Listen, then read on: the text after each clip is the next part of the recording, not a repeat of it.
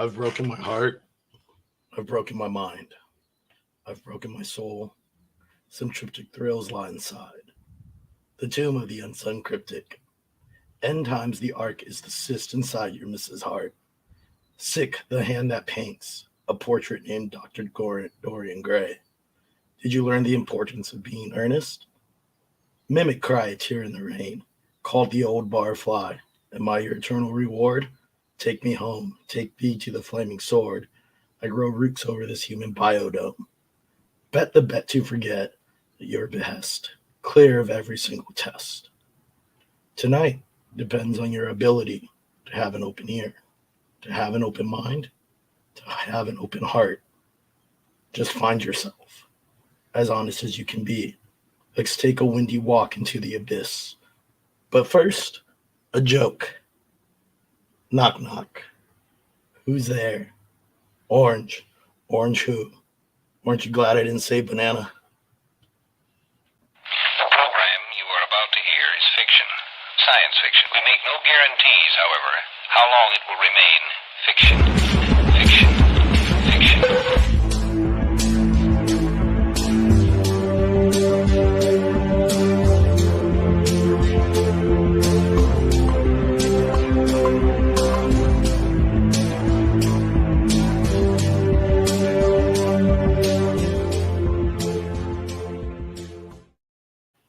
Socially engineered salutations, Cognanox. Welcome back to another episode of Exofathom, where we dare to explore the fringes of thought.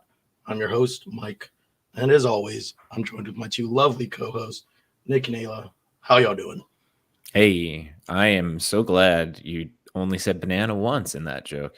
I know yeah, how was that already joke goes. It was getting a little long. You know, I had to cut some parts out.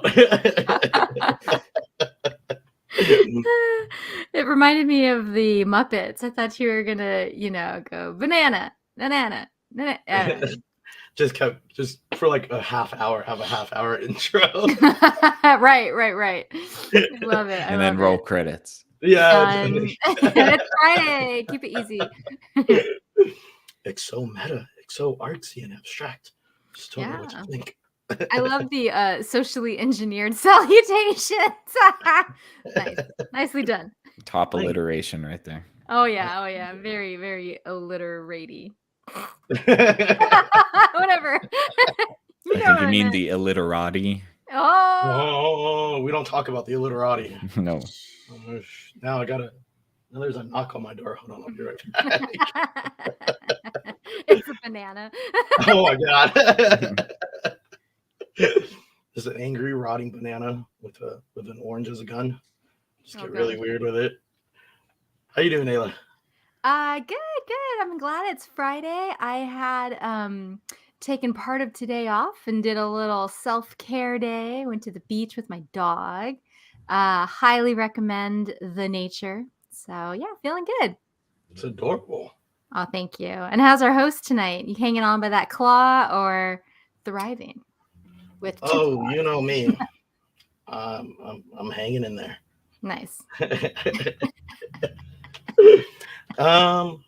But yeah, my voice is a little bit messed up. As we were talking about before the show, I had strep like around Christmas time. And then as I was recovering, I got really drunk one night and thought it'd be great to sing metal at the top of my lungs. And so that has completely wrecked my voice for the month of January. I'm now rolling into February. Did we go with System of a Down or more classic Metallica or the Styx? What did we go with? The most metal of bands, John Denver. That's what I was nice. On my lens. Sweet. Some Metallica, Slayer. No Children of the Bodom. I'm trying to think. Lamb of God was in there. Slipknot, of course. A mixture of everything. Iron Maiden.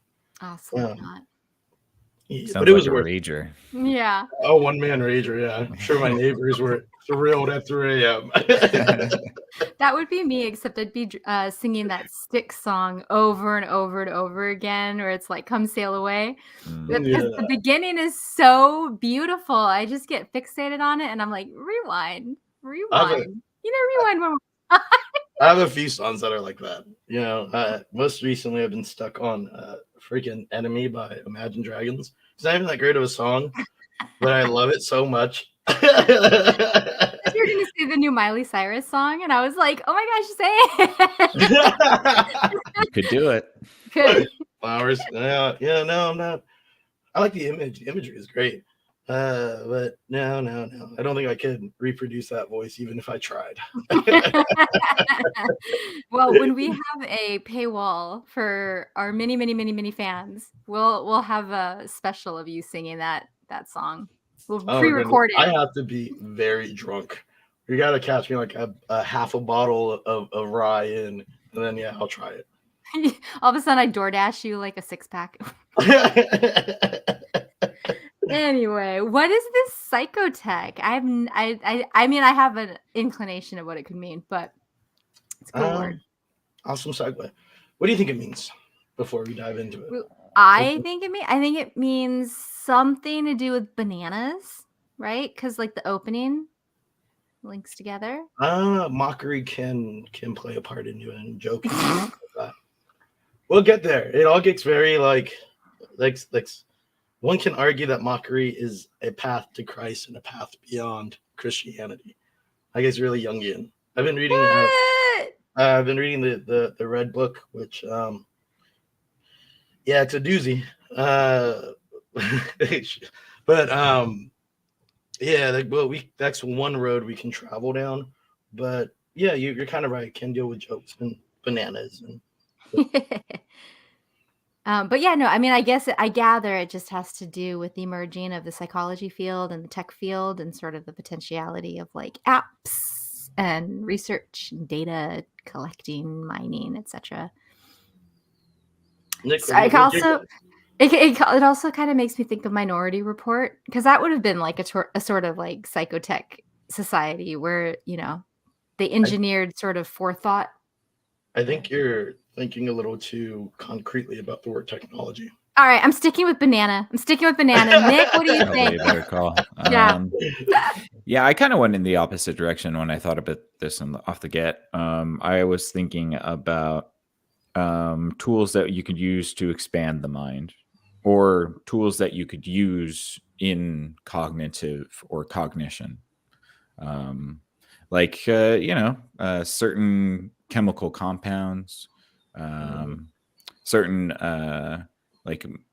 mental practices that might help you with memory, things like that, like kind of like brain hacks in a way almost. Yeah, you're pretty much hitting the nail on the head. I was gonna say the hammer on the head, but that doesn't. Brain is fuzzy. It's been a long time. You're hitting the hammerhead on the hammer. The hammerhead, yes. Hammer meet anvil. That's probably a better way. It's technology being a bit more abstract, like tool. What up, Big Mike? Hey, tools, Big Mike. Thanks for tuning in. Tools to expand your mind, especially when it comes to respective industry.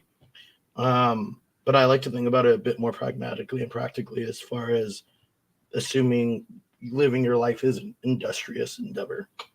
So like how you can expand your mind, make your life a little bit better or worse, depending on what you want to do with the tech. And kind of like the abstraction of this, because you can talk about like fighting games. They'll call new combos or new set moves technology, discovering new tech. So it doesn't have to be exactly like I made an app that helps you meditate better or something like that. But that is one application of the definition. So you have two main definitions. One, the application of psychology methods and results to the solution of practical problems, especially in industry. And then the second one, an application of technology for psychological purposes, as personal growth or behavior change. So both of you are correct, including banana. Banana is we're all right. A+. Yes. All right, show's over. Give me your grades. We did it. Your homework for the week is to write 3 new psychotechs. Comment if you got the answer correct.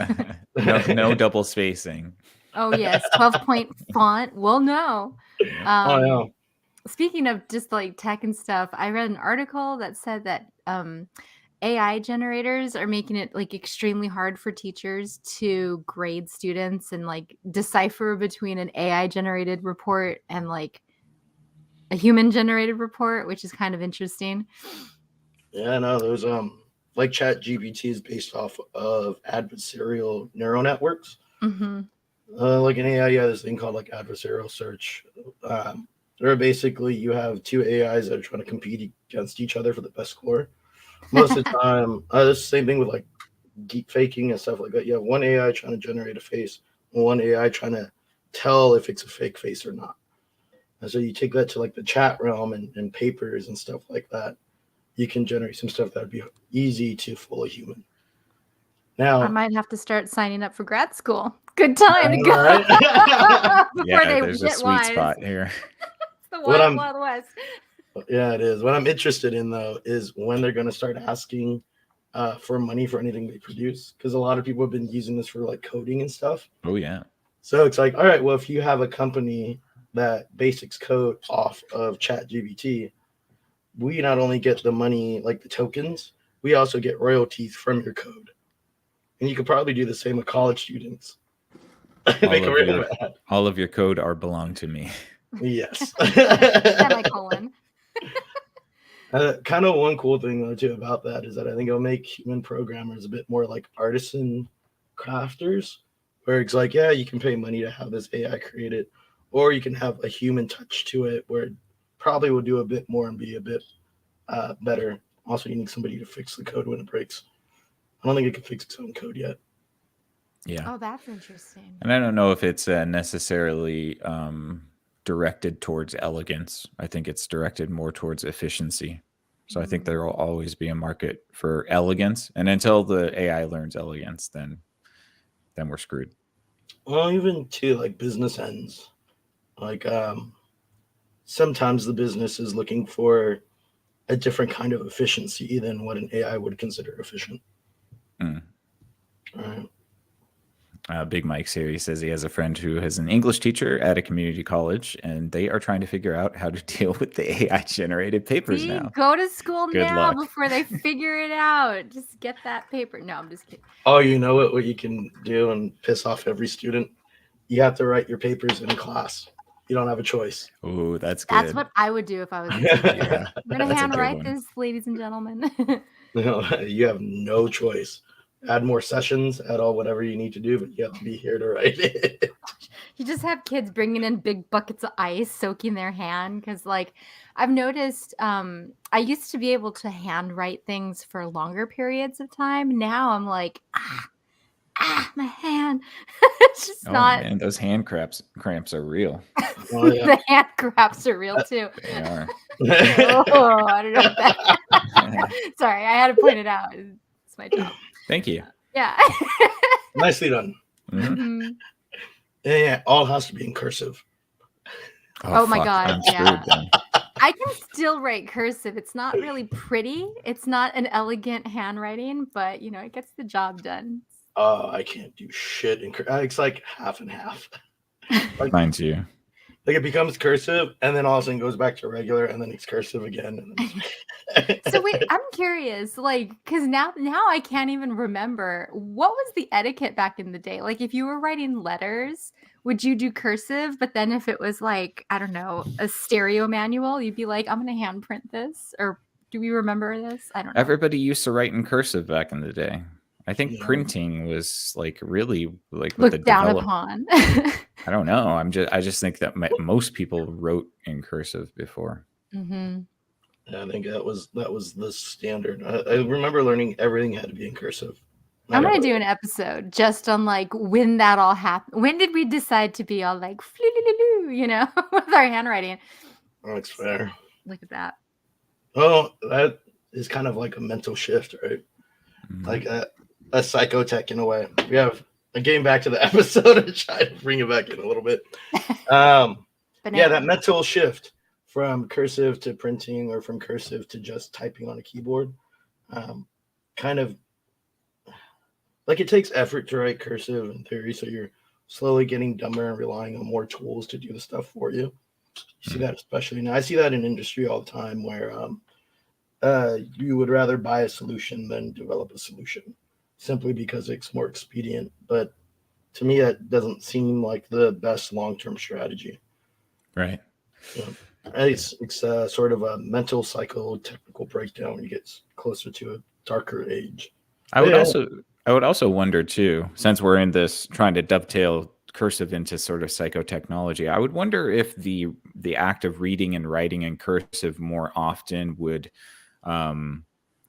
sort of work out different parts of the brain than maybe just reading in print or typing on a computer.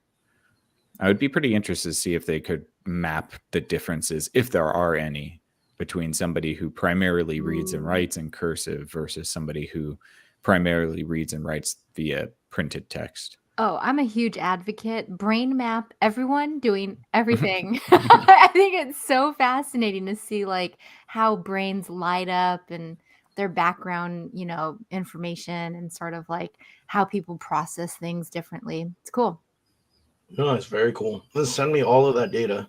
I Mhm. would Yeah. love to see all of it. Right. You're Yeah, like no. a data Pac-Man. Just like data. Data. Mhm. Nom nom nom. Yeah, no, it would be like, I know from my point of view, I would have to spend more time learning the handwriting of somebody's cursive than say being able to like pattern read text, because that's usually how I'll read. I won't read every word, skip over and try to read whole paragraphs at once and just kind of pull out any important words. That's why there was like bold text in our textbooks when we were kids, I feel like. Oh, You're yeah. just supposed to hunt for the important stuff and just keep going. Yep. So yeah, no, this whole mental thing and handwriting, it is one branch of psychotech. It's known as the mental branch. This includes language, literacy, numeracy, metaphor, mindfulness, hypnosis, and spiritual practices. Sharpening any one of these areas can obviously help parts of industry, right? If you're mindful in your work and mindful of your coworkers, you may not get a phone call from HR the next day saying, "Hey, why'd you say this thing?" Right. Yeah. Or something like that, Yeah, interestingly, I've got to hang out with some people from HR, and I've come to the conclusion they're basically corporate cops. Like in the worst case, they are the Gestapo. Like they're borderline like death squads that roll around with reckless abandon, trying to figure out who obeyed the corporate law and who did not obey the corporate law. And then in the best case, they're like really good, proper cops where they're simultaneously protecting the company and helping the individuals within the company. Mm-hmm. Yeah, just like any corruptible system. Well, I mean, if the Office has taught us anything, is that Toby sucks. So, What about Holly? She balances him out a bit. Yeah. That's what that was, the dichotomy, right?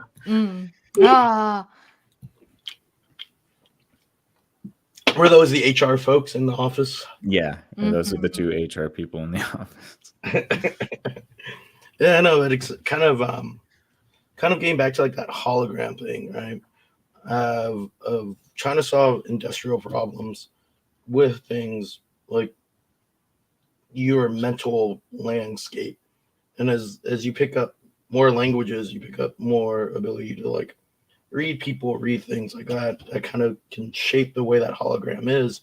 Can either help you solve problems at the workplace or not.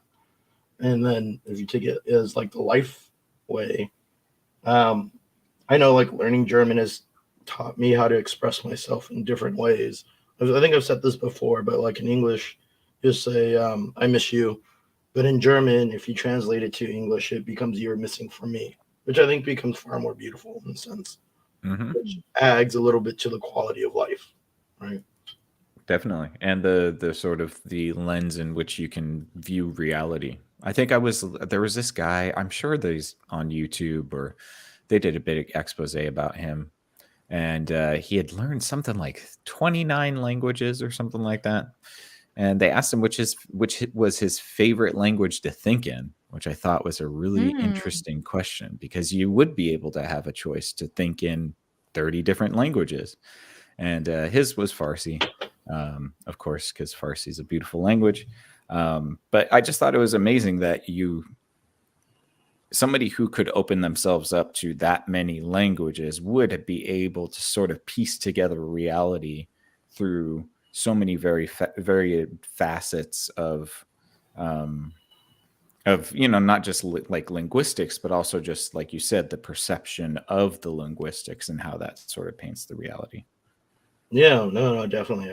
I like that question a lot too. Like I work with a lot of immigrants, and that was a question that I asked them, like what language they think in their home language or their native language or English.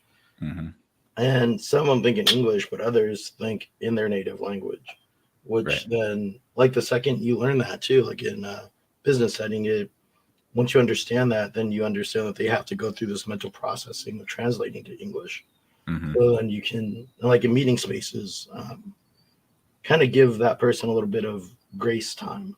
Because I've been in like places before where people just talk over each other rapidly, which kind of only works if your native language is English. True. And you can also become an asset as well. Perhaps if the business that you were doing was in that particular language, the person who thinks in that language might be able to perceive the interactions in ways that people who think in English cannot. Yeah, and present information in ways that might be a little rougher if you're going from English to that language. I always, yeah. Sorry, I didn't want to catch you up. No, I was just gonna say, along those lines, I've always thought it was interesting that, like, in Japan, the way that they handle arithmetic is totally different. Same with China, like the process of multiplication and division, all that stuff. Like the idea that not only words but math can have like different language filters is kind of interesting. Because you still get the same result, which is like, what's that about? It's weird. Is it China or Japan that uses like the dots and lines to add? I can't remember. I remember seeing that video somewhere, and it was just crazy cool how like they can just use dots and lines to do complex multiplications. It's Japan. Japanese multiplication. Yeah, all these little lines. It's it's pretty cool. It's not magic, it's math. That's pretty neat. Yeah, well, math too is just a language, right? And so those filters are just, they make sense in how different cultures would approach it. There's a theory though that absolutely terrifies me because it implies that language is never complete. Gödel's theorem of incompleteness basically states that, like in any numerical system, which implies any language, there are going to be things that you just have to assume are true. You won't have a choice in it. Which means that, like, our psychotech of language of describing the world will never be perfect. No, but we have to function as if it's close enough, or else we don't function at all. It's bizarre, and that's where I think, like, maybe that's the ultimate tragedy of being human, is where I could say something to you that make these sounds. They come out of my mouth, and then objectively they go into your ear. Well, first they vibrate the little hairs in my ear, and then they go in. Oh, no, let's get real nuanced. And don't forget the variables of gradations of wax density and presence. True. Well, it takes time for that sound to travel, I mean, if I'm saying something, I'm thinking you should reply in an X amount of time, and you didn't, I may get mad at you. Yeah, that's true. But like the sound travels, you end like the objective event, and then it goes subjective, where the person has to interpret what you're saying, and based off the languages the completeness of the languages that it could the thing that I'm saying could totally get lost. Yeah, and it's tragic because it's the most basic technology we have as humans. I feel like it is communication. It is, definitely. And I guess that's probably one of the first conflicts, right? In human sort of history would be the misinterpretation of a communication from somebody else. It's true. Yeah. Romeo and Juliet, if he had just gotten the message, or you could think about a caveman grunting in a way that another caveman didn't like. Sorry, I immediately thought of the scene from Everything Everywhere All at Once with the hot dog finger monkey, and it like kills the regular finger monkey, and that's where that offshoot starts. I like how Ayla went pure like romanticism, Mhm. and then Nick went pure just pragmatic. Someone's gonna die. Yes. Complete opposites over here. Always and forever. No, it's funny that you talk about this idea of communication because I was telling Nick a story today. I was in a parking lot just walking to my car, and I was trying to avoid it was like kind of a hot parking lot, so I was trying to avoid people and just get to my car. And it was really funny because I saw a shopping cart, like a bunch of shopping carts kind of like all together. And then I saw, oh, there's a person pushing it. And then I realized like, oh no, it's me. And I'm going to be walking behind them for what I already know is going to be an uncomfortable amount of time. So I tried to like walk slower to not freak this person out. And then like she whips around and I was like, I'm sorry, my car is right next to you. And it was just this thing where I could already feel her being creeped out by me. And I was like, I knew it. It was 4 feet extra that I was walking behind. That was too much. And I think it's kind of funny that like we have this spatial awareness when we know someone's behind us for too long. And I thought like, wow. And then it was funny because when she came back, she was like, yeah, I was totally creeped out. Like, who's walking behind me? I didn't realize this was your car. Like it was like a really funny conversation, but I knew she was creeped out without her saying anything. Yeah, I've been in that spot too, where apparently I can be very intimidating on appearance. I don't know why. I have no idea why. But there's this woman and she like walked past me and she kind of gave me that look of like, I don't trust you look. And we're both going in the same direction. And I have to slow my pace down. She keeps walking. She keeps looking behind her and like clutches her purse. Oh no. And you're just like, do. I'm going to look at the street light for 5 minutes and not go anywhere. It's either that or like I'll start dancing sometimes if I know the person isn't looking behind them. Like they're just being slow. I'll start to like do a little shuffle or something. But I had to act like somebody was calling me and that they were calling me back across the street to pick something up. So I pick up my phone, I'm like, all right, sorry, I forgot. Yeah, I'll be right there. So I had to run and walk away from this person just so that they feel safe. Yeah, because you can feel it. I think that's another part, right? Because we have these weird animal intuitions and sort of sixth senses about things.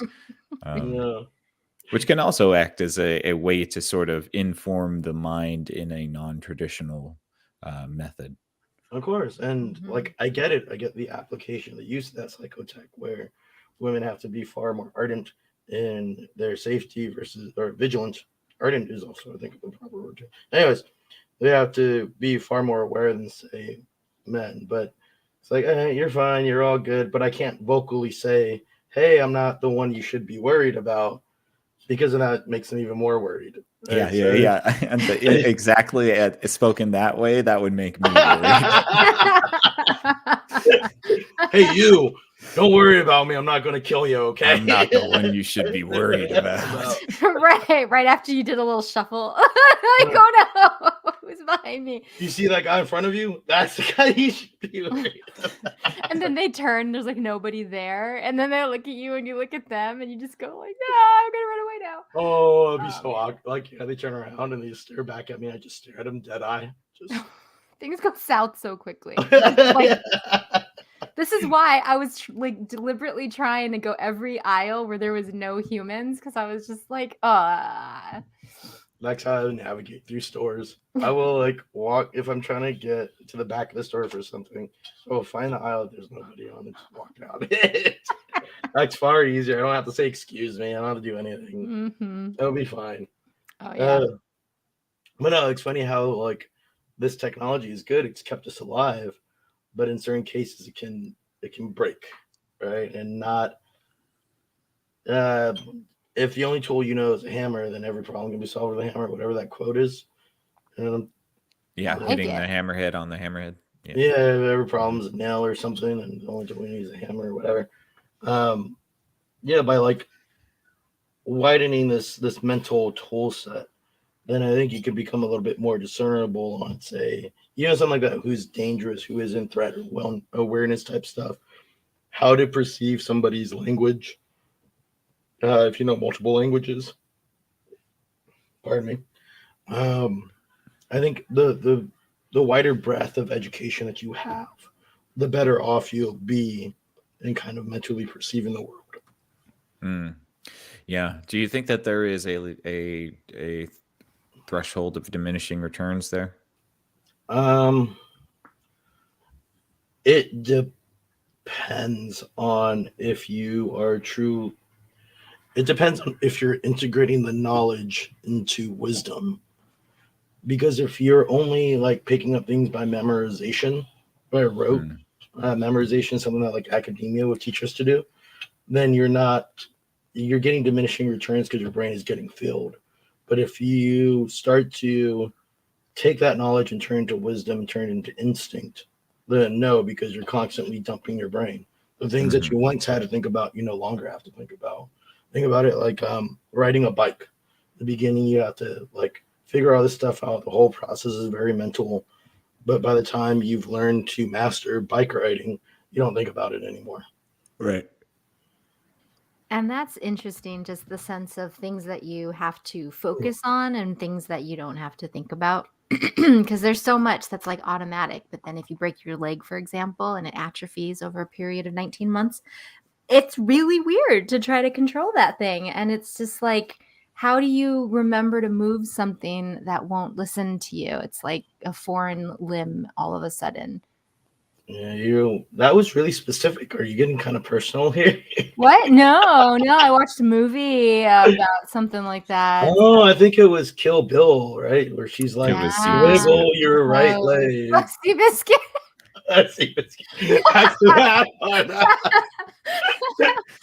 good movie, though. That's like one of my favorite movies. And I told a friend this, and she was like, that Tobey Maguire, he's kind of a jerk. And I had no response but to laugh, because I was like, of all actors, why would it be Tobey that's the one that's like a jerk, No, I'm the same way. Like I'm fine with, like, especially in big cities, you almost have to walk around inducing some sort of fear. But it is funny when you can mess with people. Responding to Mike's comment. Big Mike can put the mad dog face on for sure. No, and he's in the stature too. His stature is just like, I don't want to mess with that. Don't exactly. But then he starts laughing and smiling, and it all goes away. You're like, hey, what happened here? It's like that dog that looks. My buddy had a couple of Rottweilers growing up. And one of them was just looking at me all mad, and I was like, "Is this dog gonna bite me?" And then all of a sudden, it like kind of like slowly walked up to me and then got all happy. And it was like instantly all that fear goes away. Everything's just gone. I was like, "Oh, you're just a big pup." There's an interesting mechanism in that too, that I think delivers a certain interpersonal payoff. Because when you do feel intimidated by somebody initially, and then you find out they're a decent person, a good person, it almost sort of reinforms maybe an implicit bias that we have towards humanity, that we want to believe people are good. So I'm wondering, I think it's kind of interesting, just that little mechanism of the appearance of intimidation, but then the revelation of friendliness and heart. And one would hope that's the case, right? And it's natural to be to feel that bit of fear, or like in the Tobey Maguire case, be worried that someone's a jerk or something like that. But the second you get past that outer appearance and find out that they're a decent person, then it does reinforce that thing that everybody feels, or that everybody is at least decent, and that we all have another psychotechnical tool of ye good old mask. Yes. Everybody has a mask. We all wear masks, Mr. Ipkiss, metaphorically speaking. Yes. For you young folk out there who haven't no clue of what he's talking about, it's called The Mask, a And movie if with you can Jim tell me Carrey. the actor that used that line, I will give you a thumbs up. Oh my gosh, wasn't he a character in the Wonder Years? He was like a No, oh, teacher. maybe I he think might he have been. was. Oh, what is his name? You could win his money. Is he from that one guy from that one show? That one Absolutely. year it came out. Yes, I gotcha. you I nailed know what it. you're talking about. I know The exactly. hammerhead hits the hammerhead. Spring of 92. No. Oh, come on, the Clear Eyes guy.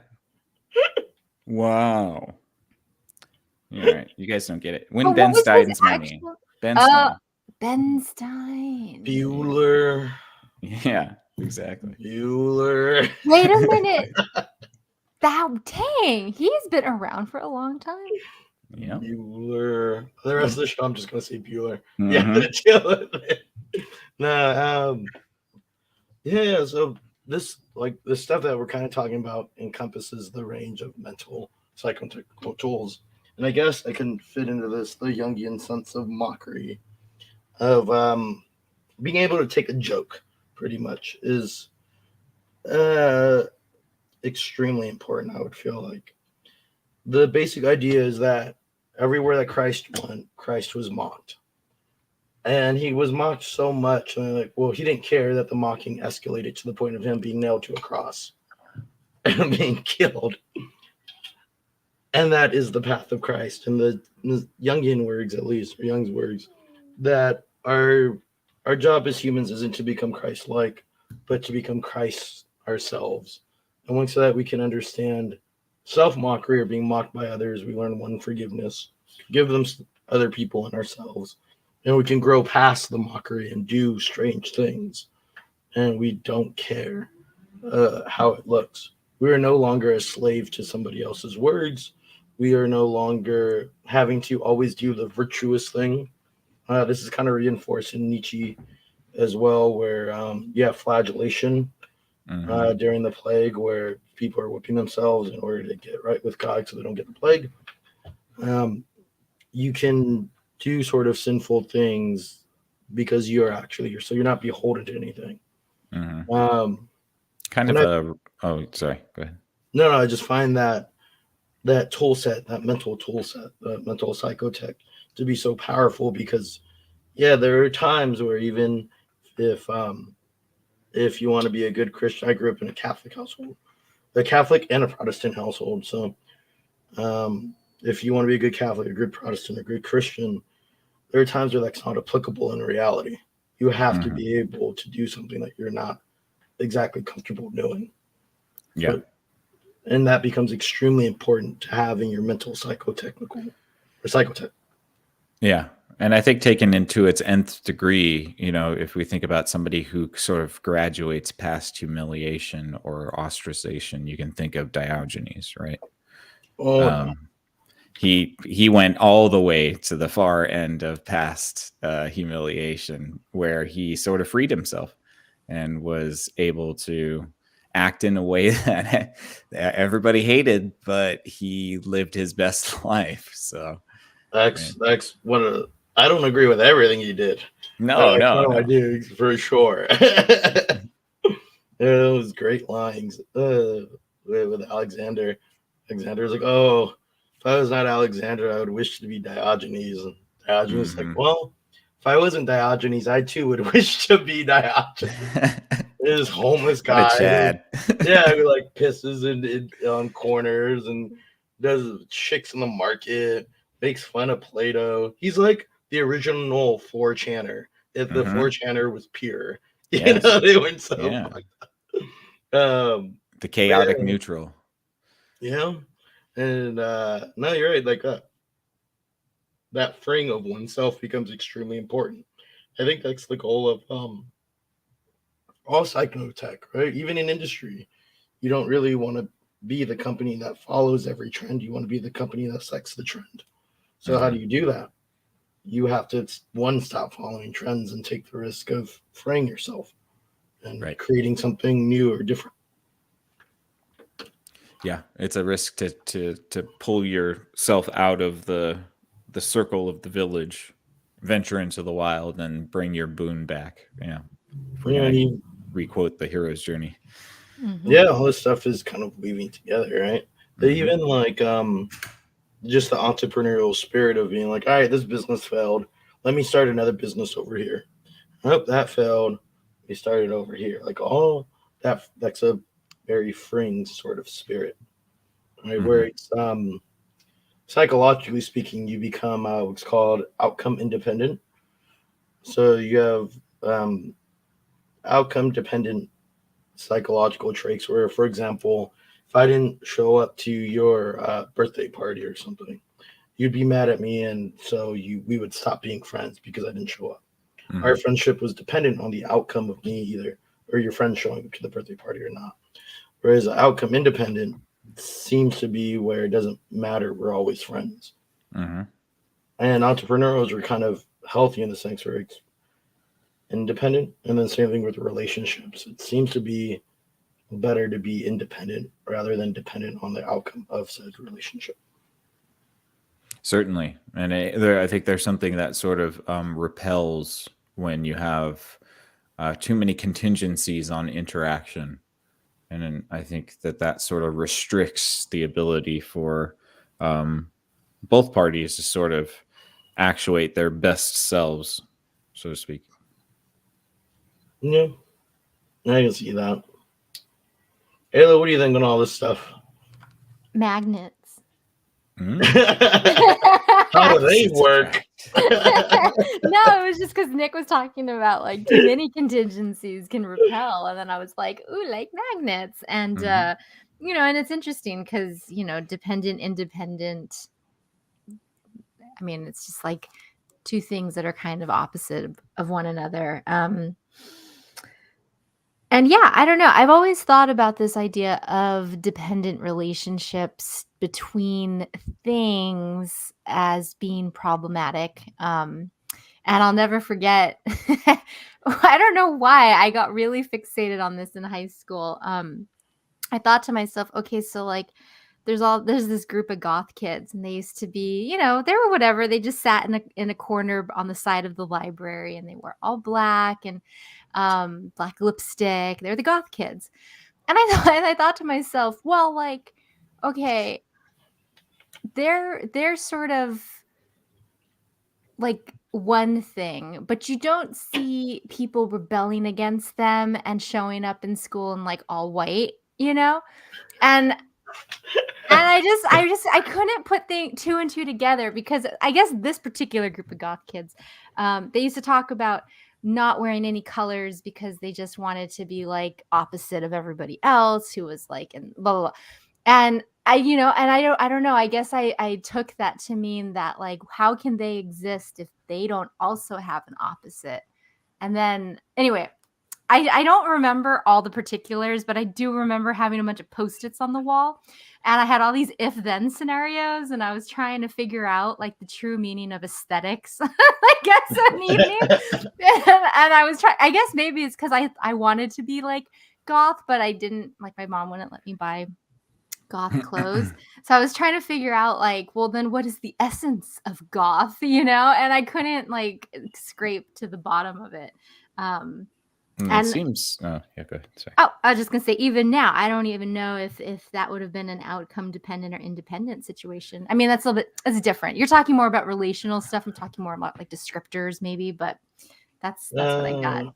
I pick up on like the notion of the attributes of, so like of the opposites, right? Because you started out this thing with magnetism between human beings, how opposites can kind of pull each other in.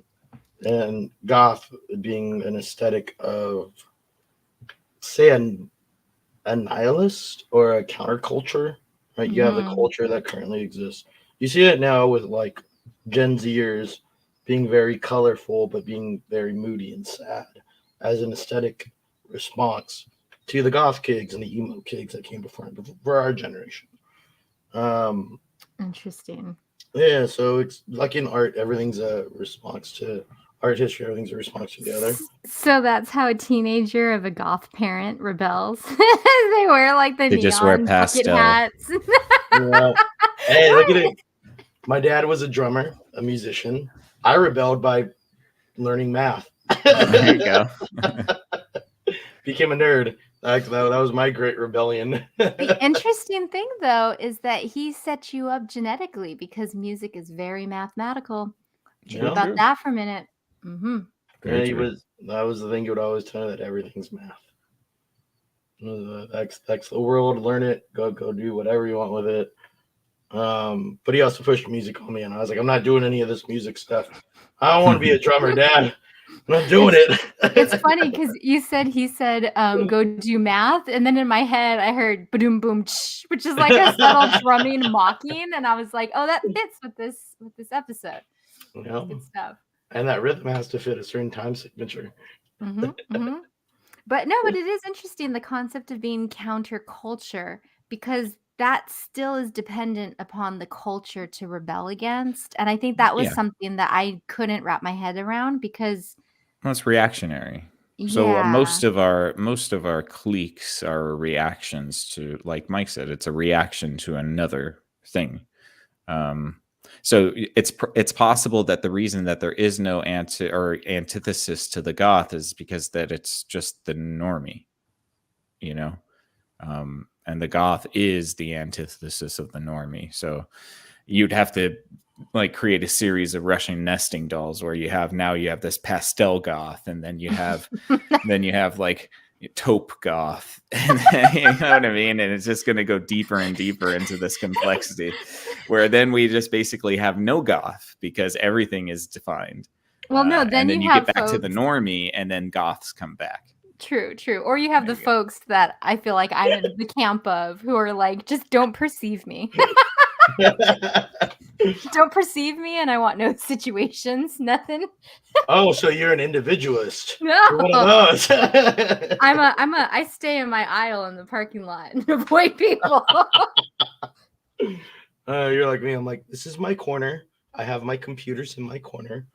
Yeah. I live in my corner. I'm happy in my corner. Okay. Don't fuck with my corner. right. I only leave my corner to get overpriced eggs. Yes, and overpriced shitty coffee, because that I like shitty overpriced coffee. Everyone does. It's like all we have. Also,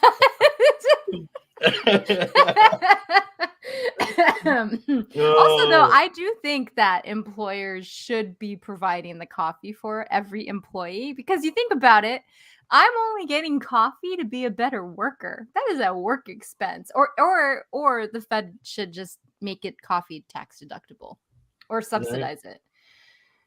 Right, just roll it into the taxes. Have like I can see that as a company having like a coffee stipend per employee. Yeah, Ayla 2024. Very close to the Boston Tea Party. You guys just back off. For it. I'm trying to think Seattle of coffee party. No caffeination without representation. That's right. Wrestling machines out of windows. It's hurling coffee beans at people. Oh man, that'd be pretty good. And you have like a line of baristas, with all their aprons, just holding the line. No, that would be great. That would like put the little apron on a shield. Now you just have the siren. Oh man. So I'm thinking about closing down this side of psychotech when it comes to mental sort of work. Any questions, comments, concerns? I'm excited to get to embodied, because this is a good section. But the mental makes sense, and I do like that you mentioned the mindfulness earlier and the pause, especially in like interpersonal settings. The pause is actually a really big deal, especially in like psych fields, where if you want to start changing your, sort of like your neural grooves, it's really important to pause before reacting. And because if you pause, you're now responding rather than reacting. You create the ability to sort of circumvent whatever you would have normally done in that situation and create something new. which is kind of cool. Yeah, if you're in the right environment, if that's what's respected. Because like I can make the argument that it might be better for your survival station in the environment if you don't pause. Like even if you want to do the mental pause, but later after whatever interaction, if something like dominance, conversational dominance or reactionary dominance is prized over pausing and patience. I think if that's the scenario, your best strategy is to quit. No, I'm just kidding. No, I know that definitely is a reality for people. And you're right. I think that well, anyway, I'm not going to get into it on the show, but I definitely have some thoughts about that particular topic. Yeah, because there are some cases where if you pause, you're seen as not adequate, I guess. So you have to be able to jump in there and assert some sort of conversational dominance or some sort of sometimes even physical dominance if you're in a group of people standing in a circle or in like an office room. You have to be able to step up, stand up, and pull the attention of the room in. And if that's the environment where that's more respected, it's better to pull out that set of psychotech tools instead of being like, I'm going to be the patient one, the paused one. That's what causes ostracization and all of that, which is fine if you're that confident in being yourself, but it won't end up in the outcome that is beneficial to the community. Yeah, there's a technique in NLP which is neuro-linguistic programming, called, I think it's the Superman. And it's just what you were talking about. It's this concept that as soon as you walk into a room, you need to act as if the room was made for you, and that you exude this self-confidence that is undeniable to the rest of the people in the room. You see a lot of people who do seminars and self-help do that type of stuff, where when they walk in the room, everybody snaps their head and looks, and they're, broad, open-chested, very loud with their voices, very deliberate with their movements, but also in a sort of nonchalant, unpressured way. And it's funny because we pick up on that as confidence. And so it becomes sort of an embodiment of a life hack that will give you, or give your perceivers, the idea that you are a confident person. Acting. I thought you were going to say when you walk into a room and start reciting Eminem's Superman lyrics. Oh, you could do that too. I'm sure you get a similar effect. Oh, maybe for half the room. The other half may not be too happy. As you were talking about that, I was thinking of the movie The Menu, where the chef has this, like he claps and all of the sous chef, all the other chefs turn their head real quick and focus. Makes that sort of social dominance. And me, I work with a bunch of engineers that you have to have that sort of dominance or be able to display that, because if you're not able to, your voice is just going to get lost in the crowd of there's nothing wrong with it, but these words have negative connotations with intellectual egoism, right? But you have to be able to assert dominance in that room. Yeah. And you have to embody it. It has to be a physicality. So I like this idea that you can sort of marry the psychotechnologies to the sort of physiotech as well, to enhance the psychotechnology, because the ultimate goal is for you to sort of get your vision across to the rest of the people. But you can utilize your physicality in order to sort of augment the mental aspect of it. Yeah. And some of the best techniques of that physicality comes from military, right? Standing at attention, eye contact, the being able to stand up even in big form, even if you're short. Typically in a working space, everybody else is sitting. if you're all standing together, then standing in the middle draws all attention to you. So that sort of physicality does enhance the psychotech. But you got to understand that these are just tools, right? I think people get lost in the sense of where they believe it's themselves. It's like, no, this is just a certain situation where we're pulling out a certain set of technologies to inform a reality that has to happen in this time of space from 10 a.m. to 11 a.m. or 11:30 or however long it has to happen.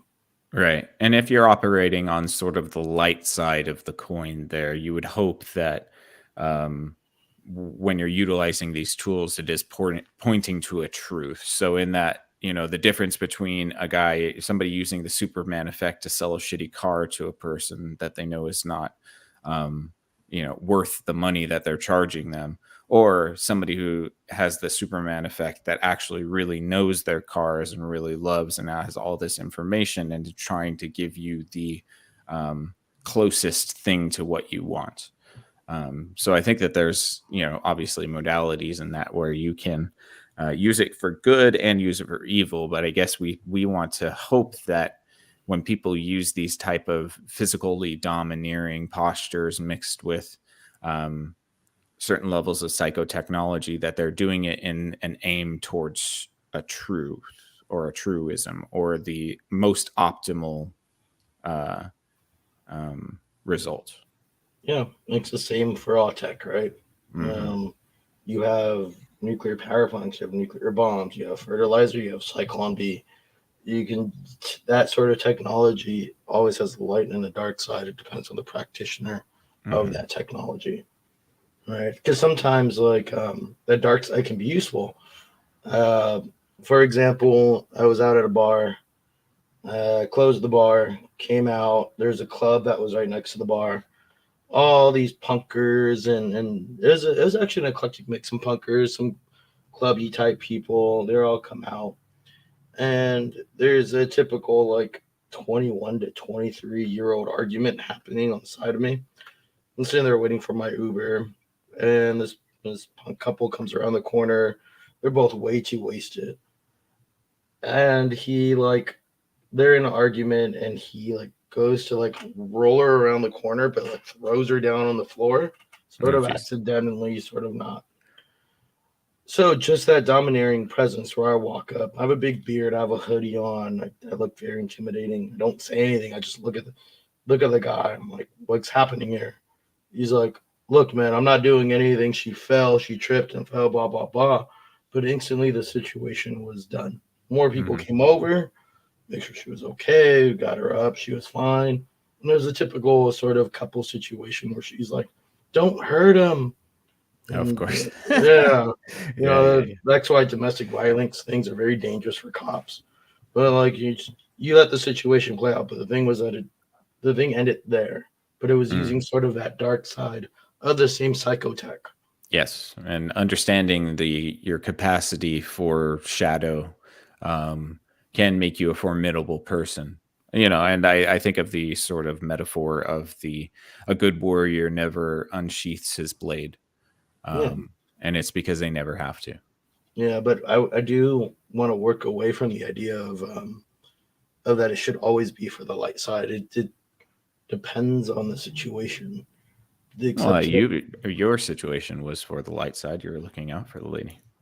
But I was using dark side powers. Right, but but it's still in the end the aim for a good outcome.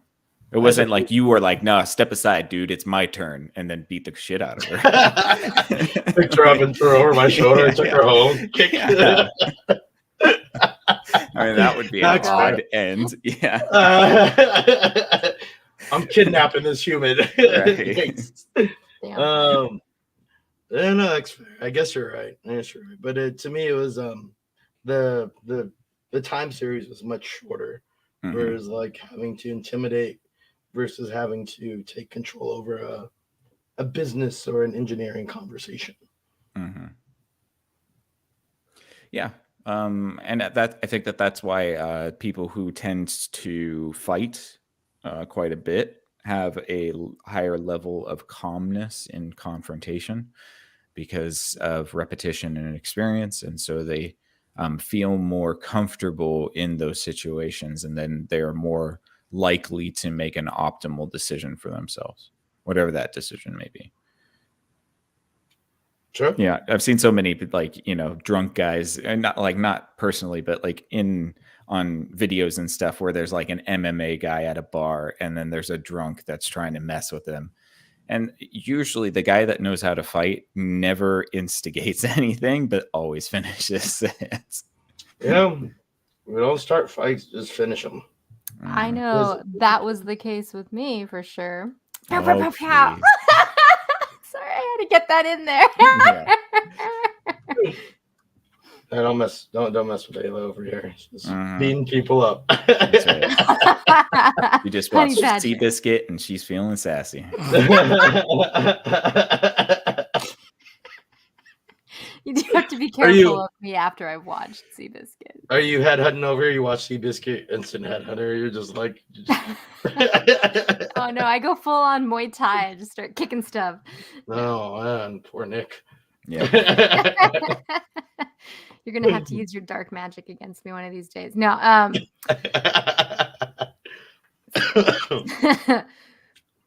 I got masks. Nick, if you need a mask, I got some for you too. Oh, thanks. Yeah. Safety do anything first. behind a mask. Sorry, just thinking of Mr. Ickes. Golly.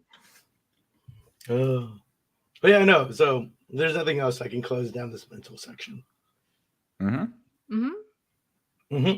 Although I do feel like we might be on for 3 more hours if we have 3 more sections to go through. We don't we? No. Or maybe you're gonna like make this a 4-part show. You can always break it apart. I mean, I think we could get through a bit of embodied, and then we get more into like the war, like pharmacological. So the 4 sections, real quick. I guess we should have been an overview. Mental, embodied, pharmacological, and technological. So the last 2 I feel are like borderline war scenario tools, psychotech tools, where if you're pulling in pharmacological, you're pulling in technological tools, you're at a state of everything's on the table. Doesn't matter, sort of thing, you know? Not always the best advised tools to use, but I mean, in war, all is fair, right? And don't, like, even in what is it, the Geneva Convention says you can't fire 50 caliber at a person, but you can fire at military equipment. Sort of the same. Like, even if you build rules around your psychotech war, your psycho war tech, you can still pull anything out. You can find a loophole. But yeah, maybe we could break it up into 2 episodes. I'm happy with that. But no, we're gonna move on to embodied. Look at this little screw. I'm getting all embodied. I'm getting all like ADD or autistic, where I have to self-stimulate, and I forgot which one it is. I'm like playing with pens and like tapping my fingers and stuff. Oh, can we just take a minute about pens? If you like playing with pens, I discovered these $5 pens from Urban Outfitters. They're like just a regular pen, super fine tip ballpoint pen, but it has like a extra 3-inch attachment of a little daisy, and it's like all rubber, so it's just like it just is so fun to shake. I've just been shaking it this entire time. Like, I'll send you one of these pens because it's amazing. Oh, yeah, I'll check it out. Wait, is it cookie top or twisty bottom? It's just a cap. Is it a cookie? Oh, it's a cap. Okay. It's just fancier. A cap. By the way, like, cookie tops are better than twisty bottoms. Always. If you're the listener that likes twisty bottoms, thank you for listening to our show. That's like a scenario surprises pen, isn't it? Where you have all the colors at the top and you're like, ooh. Yeah, I remember. Man, I have not heard scenario surprises in about 20 years. Holy shit. I just smelled it in my mind. Do you remember that store? Yes, I love that's where all the that Hello store. Kitty stuff was. It was the best. And like they had a little Lisa Frank station. Oh, it was the best. Yeah, I'm too young. I'm sorry. Oh, the youth. It's okay. No. You'll get there one day. But I'm good. Never mind. I don't want to expose my age. You don't have to. I wanted to let that silence linger as long as embodied psychotech. Moving forward, moving onward from your what place were you at where you were smelling weird stuff? Scenario surprises in the mall. Oh. It was usually on the 3rd floor. What's a mall? It's a place where we used to go when life was nicer. I still go to the mall from time to time. No, but there is a mall near our house, and I've gone twice in the past couple of years, and it was an amazing time. It's just everything you want is there, and everyone's all happy, and you get a massage, you get a cookie, new shirt, some Cinnabons. You get a Cinnabon, you get some shoes. I mean, you get everything you need at the mall. It's cool. And then you realize everybody else is getting stuff that they want and need. And so everyone's just walking around with little baggies of like goodies. It's like Christmas or something. It's sad, but I like it. No, all of my mall experiences have been like parents dragging me around the mall to go to stores that I have no interest in buying things from.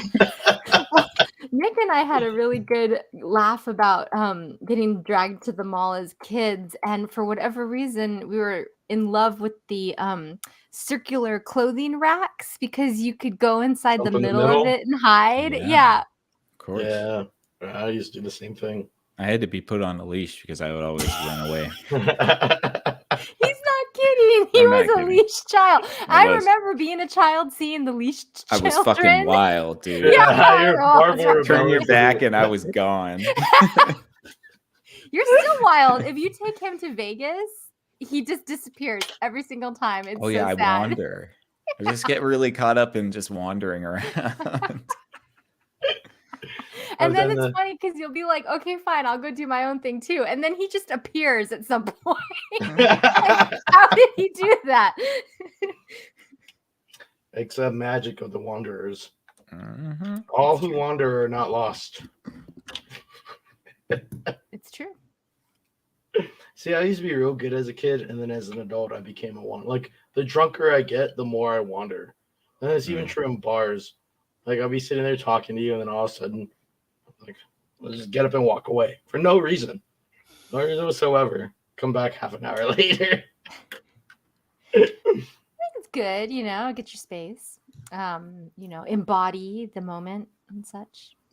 Nah, I think as a kid, I was too afraid to be wild and run away. So that's why as an adult now, I just vanish for a bit and then come back. Nice.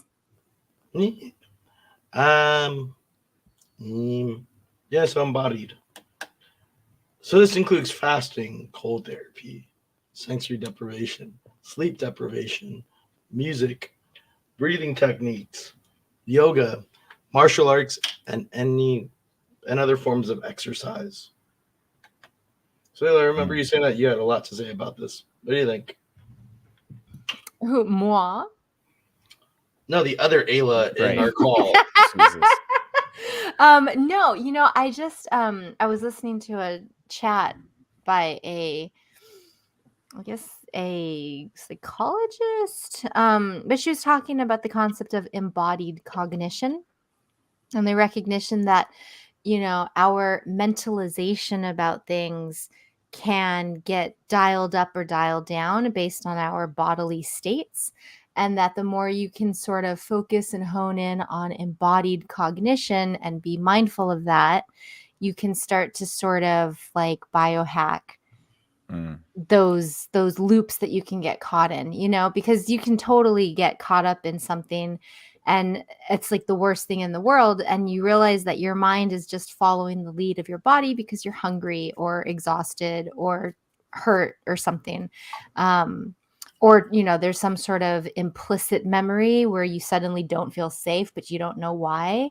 It's because your brain is picking up on cues that your body is like, danger, danger, danger, because there's like a Tom and Jerry cartoon or something, and your whole mind is like, ah, but you don't know it in your like actual, mind's eye. Your body does. And so I think this concept of embodied cognition and the way it influences mentalization is super interesting. Yeah, and then putting yourself through strenuous rituals I'll just call them, because there was a lot that you just named off there.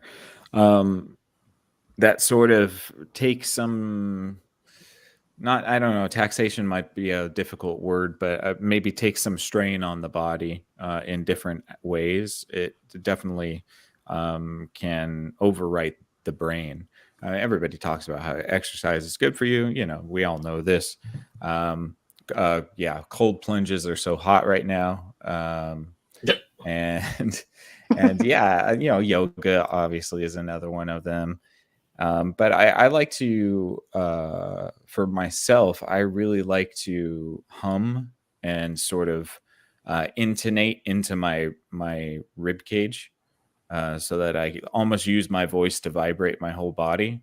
And that usually helps bring me into a more calm state of mind. Which is interesting because humming activates the vagus nerve, which helps to downregulate your brain systems. And it's funny that you talk about cold therapy. The part of what is why it's in vogue right now is that, like, when, let's say, like, the most simplest way you can do it is when you're in the shower in the morning, crank it to the cold and just deal with it for a minute, and then you can put the heat back on. But not only is that cold at the end. Cold at the end, yeah. And like, not only is that good for just your circulatory system, but it's giving your brain repetitions of extreme discomfort. And so if you can sort of do that more frequently, you're not going to, like, let's say you did it today, first time ever, right? It's super cold. You're like, you scream and you're wincing and your body gets tight.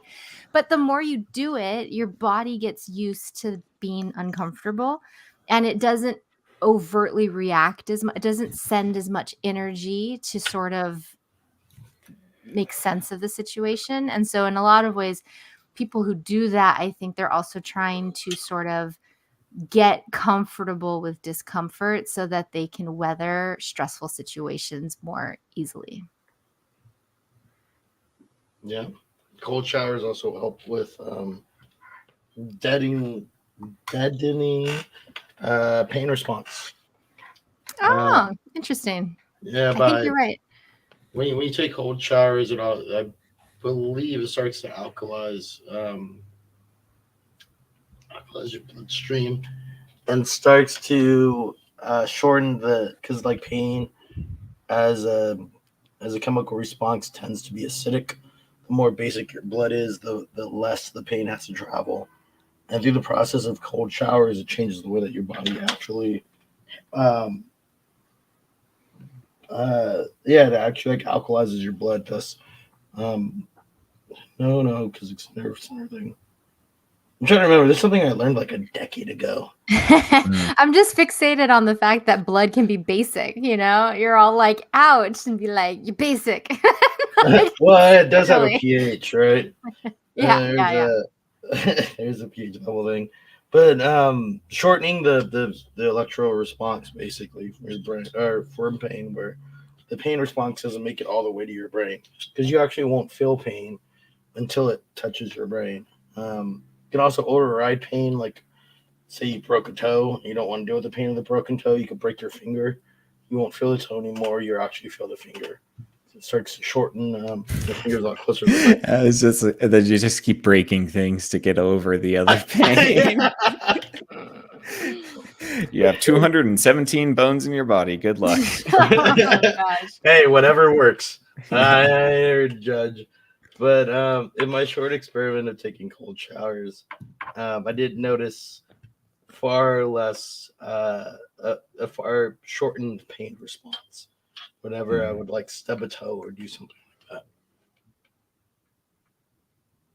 But yeah, no, this sort of embodied stuff works. And I don't know if it's like, can you repeat the embodied cognition thing again, Ayla? Oh, well, it's just the idea that your mentalization, which is such a great word, and that's just the way that you think about things, it can shift depending on your bodily states. So embodied cognition just refers to this idea that you're, if you're dialed up, if your nervous system is keyed up, or your body's in a state of flight and fight or something like that, then the way that you regard things mentally can be altered. And then conversely, it goes the other way, which is just really interesting in terms of the way that you can empower people to sort of fight back against kind of more like reactionary sensations, or for example, like there's some argument to be said that like cognitive behavioral therapy is really good for people, and that's just where you challenge your ideas. But some people aren't in the bodily state to get to that point. And so focusing on the body first helps your mind sort of catch up and, be chill. I think could it not work in the reverse? Is it not possible Yeah. to use one to hack the other and vice Yeah, versa? exactly. Well, and that's why like sensory deprivation is kind of cool, because it's matching your body temperature. You has a high salt density, so there's the relaxing of the muscles because of the high presence of magnesium in the water. You're limiting sensory inputs, You're and weightless. so you're weightless, right? And so in that sense, you're replicating the womb, which is probably when our brain felt like it was most in a predictable, safe space, allowing it to then sort of release and do what it does. I mean, sensory dep is a little bit different because you're taking away sensation, but I think it's all of that embodied stuff, which is just like the only sensation you have left in sensory dep is feeling. Yeah, and mentalizing. Mm-hmm. That could be torture too, right? Like white room torture. Yeah, like isolation is a very easy way to make a human crack, and yet if we do it in small doses, it can be beneficial. So what's that about? Dosage of your poison. But that also gets down to like perceptions of solitude versus isolation, and how entangled individuals can be within their social network, I think. But no, I want to get back to this notion of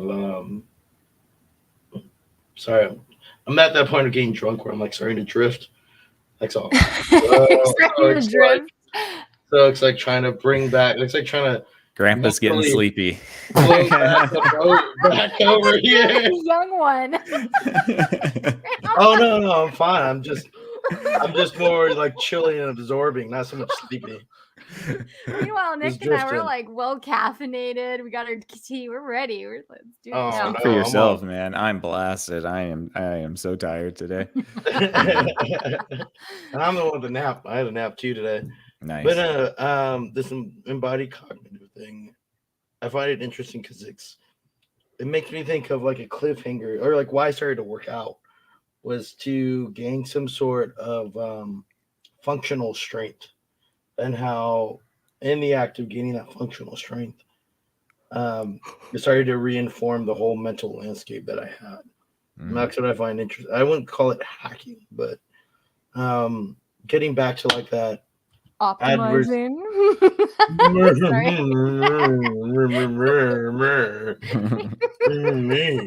I'm an optimizer.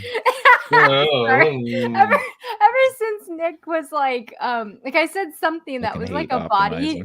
Yeah, I was like quoting like Huberman or something, and it was just like an optimization body hack. But he was like, "Oh, you're becoming an optimizer," and I was like, "Hey, now you've grouped me in what doesn't sound like a good group." One of Thanks those people. Yeah, that's just you're a them, not an us. Yeah. How dare you? So rude. I'm gonna need to find the goth equivalent of no. It reminds me the way you said it was. I had this teacher who was looking for like research eggs, and he's like in an email. So maybe I just misread the tone, but he was like, "I'm not a computer scientist. I'm a computational scientist." I was like, "Oh, watch out! You're doing computations over here with computers." You know what's funny? It's not like they were made for the fucking thing. Oh, and here's the best retort is that when we're born, before we actually acquire language and lose all of our like phenome recognition or whatever, babies use computational analysis in order to figure out what their providers are trying to communicate to them. True lie. Babies do computational True work. Lies was an Arnold Schwarzenegger movie from Hey, 1998. Hey, What are you did talking you? about? No, I'm sorry. hear- I meant just true. Hold on. Did you hear that between Avatar 4 and 5, there's going to be a True Lies 2? That's what I'm hyped for. I am Wow. very hyped about that. So I in love 40 True Lies. years. So good. I will be there. Oh my I god. want to see it. Let's go. I heard it. The rumor's completely true. I know it's going to happen. Schwarzenegger was so wrong in this interview that I saw on Letterman from like decades ago. He was younger and all buff and stuff, and Letterman was like, so tell me, why do you work out so much? And Schwarzenegger was like, well, when I was young, I was a skinny boy, and there was just one part of me that didn't match, and so I figured I had to get stronger and bigger to match the part that was already big. And he's making a crotch joke, but the way he told it was hilarious, and it's good stuff. I feel like the amount of steroids you did made that big part small. Debatable. Wow. Yeah, clear the air. Yep. The air. What are we talking about over here? Great sound effect, Nick. I'm so glad. Okay, for those of you who follow the Thinkering talks and such, you would be familiar with the sound effects that happen on Screen Time Continuum, and I've been petitioning our lovely co-host over here to bring those sound effects to this show, and finally it has happened. Yeah. Only when you earn it, though. Here. Hey, there you go. Yes, very good, very good. Chip chap, cheerio. That getting back to the embodiment thing. The thing of the episode that we're talking about is, it's funny how your physical routine, whatever it is that you do, can definitely inform your mental state, which reinforces your physical state. Becomes a loop, right? I eat because I'm sad, and I'm sad because I eat. I'm Austin Powers sort of thing. Fat bastard. Yeah. Mm-hmm. That is one component of psychotech that actually does inform the mental state, and the mental state informs the embodied state, or a vector. We're going to call these things vectors because they move forward in time. They move distances in time, and they're a moving thing.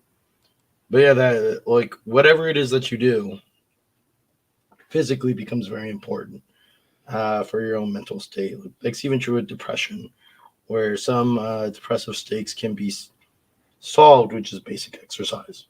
Mm-hmm. Yeah, or routine. But it is interesting, you think about it. The brain is sort of, it's part of a body, and so the healthier the body can be, or the more energized, which you can achieve through movement and getting the cardiovascular system moving. It makes sense that it would sort of inform the brain to be a little bit more, invigorated or something. What if the brain is a parasite, though? What if it's a I haven't parasite? ruled that out. Because the fungi probably don't like the brain very much. The fungi live in the brains gut. are the fungi, man. What if the brain gets high off of the body moving around? So it just uses the body as a drug, or as a vehicle for drugs. Whirling dervishes, runner's high. Yeah, absolutely. Ecstatic dancing, fasting, all that stuff you said. We take it to the extreme too. There are people who fast for, days and days on end in order to have some sort of altered mindset. I've been there. You do feel closer to God. I think the longest I fasted was 3.5 days, to the point where like you feel real weak and you can't. For me, I felt real. I'm sure others have fasted much longer and been fine, but I felt real weak where I couldn't make any cooked food. I had I had like some Cliff Bars laying around. I had to crawl and go get them. And that was like the food thing I ate for like the next day and a half while your stomach expands. Yeah. But you do feel real hot, and you do feel real close to God. I wonder if part of that is hijacking our encoded desire to survive, right? Because like the survival instinct is a really strong one that'll kick in. But when you start to do things that are counter to what's necessary to survive, I wonder if you're giving your brain the freedom to stop concerning itself with survival and letting it sort of free itself from the necessities of the body or something like that. I think I think probably, but also you're putting yourself in such a stressful situation that you might be able to achieve something extraordinary. Because I'm thinking right now of like the meme of the mother lifting the car to save her child, right? Um, so you have this like bypassing of all of the gateways that would keep one from doing that thing, because you've thrust not just your body and your mind into a critical situation, seeing your child in danger. And so I wonder if these types of methods like fasting and sort of like being really ascetic with some sort of bodily ritual brings in an aspect of that sort of mimics the pure adrenaline that one might feel when a loved one is in danger, and thus sort of allowing the mind and the body to achieve something that would normally not be able to. Maybe, but I think there might be some biological dependencies between the mother and the child. I think humans might be innately selfish, and the child is the extension of the self. So you don't even need to. I see it as an allegory, I suppose. You don't even need to have like a child or something like that. I think it's more trying to mimic the adrenaline rush of putting yourself in a situation that your brain can't understand. I might be a little bit off here. Well, I think that there's something there for sure. Yeah, because you're putting yourself into this sort of chaotic state. And that usually comes through high stress, whether it's on the body or the mind. You kind of thrust yourself into this chaotic state, and then all of a sudden you slip into some sort of uncertainty principle where the outcome also then becomes chaotic. Ooh, is chaos the ultimate drug for the brain? Maybe I'm sure it's a very potent one. Like we spent so many millennia, and I'm getting all poetic and shit. We spent many years getting ourselves out of chaos into civilized society that maybe our brain misses this sort of thing. But it was the high that it learned to operate and thrive under. Yeah, and the heights that we are able to achieve when we're thrust into that chaos. I think that that's something that we try to come back to when we do things like fasting, or cold plunges, or long marathon runners do the same thing, where it's like you're just forcing your body into that point of like the liminal space between life and death, and then you're thrust back into that chaotic space where then the possibilities become infinitely more expansive. Yeah.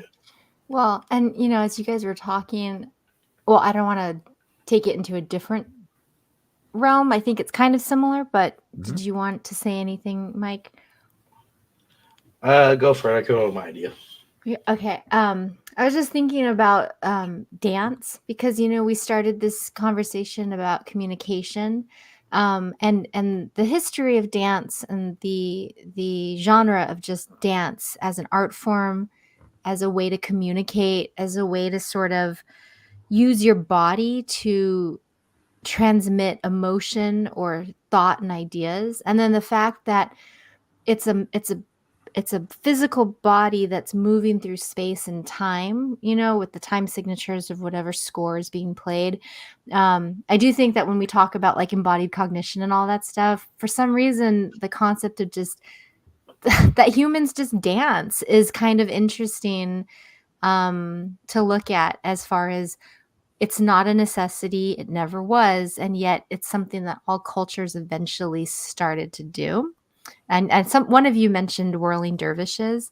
And so I just thought that was something I wanted to add. Yeah, no, dancing is beautiful and very important. No dance is ever done the exact same way twice. If you don't believe me, you can put a bunch of motion capture docs on somebody and have them dance twice. Give a little bit of room, space in between. I guarantee you, the positions in space won't be exactly the same. So it's this kind of like moving form of expression of embodied cognitivity. People dance themselves to death, which also imply even modern days. Like if um, you're on any sort of drugs, you can dance yourself to death, and expressing that sort of emotion and flow and feeling can literally kill you. I think it's the brain's expression of maybe some more complex language than spoken language that is also like primordial. Like I wouldn't be shocked if we found out that before like grunts, there was motions of body that people would do to indicate certain things. Mm-hmm. And as an art form, as I said before, it's never the same way twice, and that's what makes it beautiful. If you go to the ballet multiple nights, I don't think you'll ever. It's supposed to look the same twice, but I don't think in like the technical sense of the word, with like X, Y, and Z access and all that shit, that it is exactly the same. And then the artist or the human gets to communicate their feeling through that. You know, that's where all of it becomes very beautiful.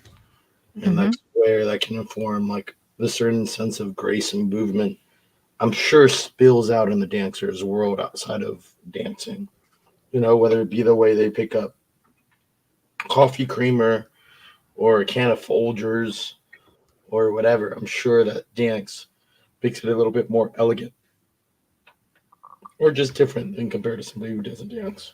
Oh, it's true. The way that you walk will immediately give away whether or not you're a dancer. It's just I like think it's also no. like it's emotional language. I think that we have verbal language, which is much more logic based, but dance is an emotional language. It's why we love it so much, is because we can tell the emotions of the dancer right away. They don't have to say a word. They move, and we see what they're feeling on the inside. And I think that that's an incredible. I think that's just an incredible mechanism of humanity, is that we can witness somebody and understand how they're feeling inside themselves. Yeah. I think this combination of embodied psychotech, because there's multiple things happening, right? There's a lot of, depending on the dance form, but always multiple components of psychotech being used. I think in the highest form, that's where it becomes an art, and dance might be the epitome of embodied psychotech. That's the perfect thing that all of it should be building towards. Yeah, I think so.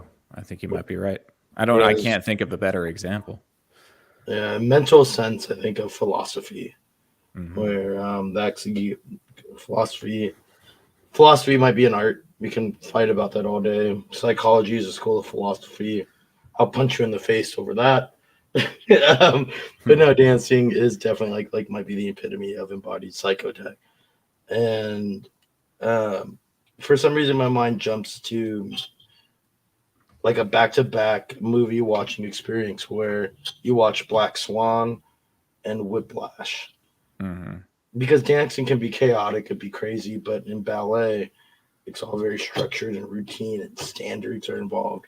Same thing with Whiplash, where jazz. It's supposed to be chaotic and crazy, but it's for standards, and for this one school, it's all very routine, all very tightly knit. So the challenge is bringing in that chaos and bringing it into order, which is surprisingly what computer scientists do. And I imagine computational scientists as well. That's a callback joke. Well, I think that there's something you hit there about. I think there's something you hit there about performativity too, right? Because when you're performing a dance scene or you're playing a jazz piece, part of the excitement and the thrill that comes from the audience is not knowing what comes next. And then also the other part of that is anticipating something you think might be coming next. So when you feel a swell of music, you might think that you're going to hit the crescendo to its top. And then when you get that payoff, you get piloerection and you start, getting the goosebumps, and so it dances that line of unknowability because you don't know exactly how the artist is going to move next, but you have kind of a good idea where they might go. And then the performer gets to play in between those expectations and chaos. Kind of take you along for the ride, There is something similar to in programming, funny enough. Or laying down, I don't know, just laying down logical lines, right? I think of programming similar to hip hop, where it's elegance and logic versus elegance in a language, which is equivalent to dance. Movement is a language. Same thing with dance. Yeah, same thing with dance. Same thing with music. All of that stuff. There's this part where you have an idea what's going to happen next, the next logical things you need to build, and then you keep building, and then something might go awry or something might shift. And you have to build something else. And I think in its purest form, when you strip away the corporatism, you strip away design and just pure programming, I think it is a performative act as well, especially in like rapid development spaces, which you can look at as like a stage that somebody dances or performs music on. Yeah. Well, and also too, you've got your fellow dancers. If it's not just a solo piece, there's the ensemble piece, whether it's jazz or if it's dance. But I remember working with this choreographer, and he was working on a new piece for his company, and I was just in like a student like choreographer workshop thing. But he started choreographing on a grid. So there was 4 dancers in a line, and then like along an L shape, there was another 4. And imagine on the floor a tic-tac, like hashtag sign. So everybody had a pathway that was their pathway. And he would choreograph different movements for each of the bodies, and he would make us learn all of them and then like name them and have us try out doing them along our pathways at different times to make sure that we can do these phenomenal movements while passing each other. But because we're timing it to the score or an internal time clock, we weren't colliding with each other, because it was all like mapped out. And then the messed up thing is once we got the rhythm of it, he took the music away and then played an audio interview. It's like a James Baldwin interview, and we had to do the whole dance to just a conversation and without colliding. And it was really interesting to sort of be in relationship with 7 other humans moving along a grid and sort of becoming metronomes with our bodies and our movements. And I can't say there weren't accidents from time to time, but like when it was in sync, oh my God, it was like really creepy to be a part of and awesome. Yeah, of course. Like you have to learn to keep that rhythm outside of all distractions. That happens a lot in music too, right? Where you might play a song to an empty room where like if you're in a restaurant or a bar, the bar and restaurant is actually louder than the music you're playing. So the only thing you have to go on is the internal clock that you're using. Yeah, it's just tough. And of course, in rehearsal, that's why rehearsal exists. Your body has to learn those parameters.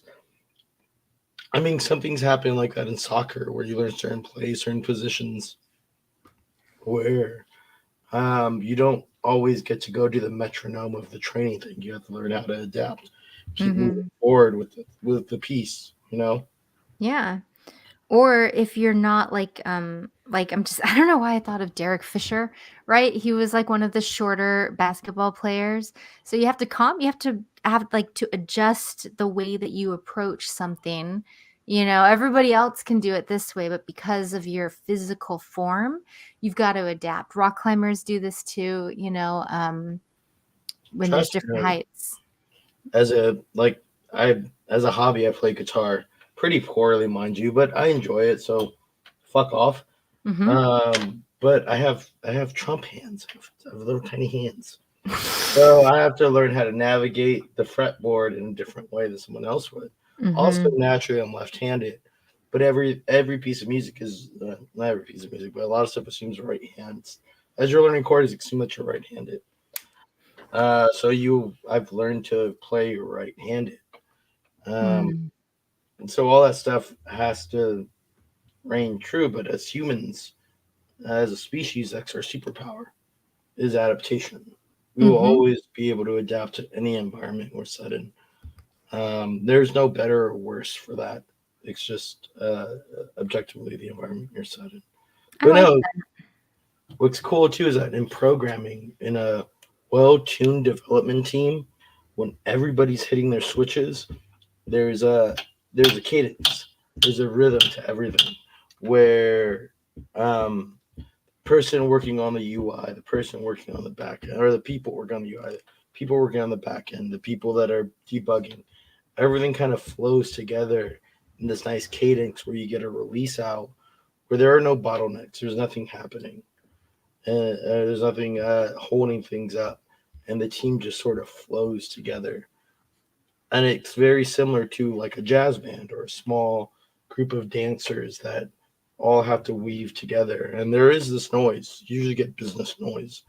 But you get like the interview thing where the only thing you have to go on really is your internal clock of how things should be developed and how things should be built. And I find that quite interesting. Yeah, absolutely. I mean, and again, just to bring it back to the original, like the start about communication and language, cadence, syncing up, all those kinds of group, like hive mind sort of moments, they can be really beautiful, especially when they're like these collaborations that yield awesome results. Yeah, and you can see that she was like, we can leave it at that. I don't need to add anything more. She said it was beautiful. You're great. Yeah. 10 out of 10. Yeah. So I think if there's nothing left to be said about embodied psychotech, we can leave it here. And the next time I host, we'll approach pharmacological and technological.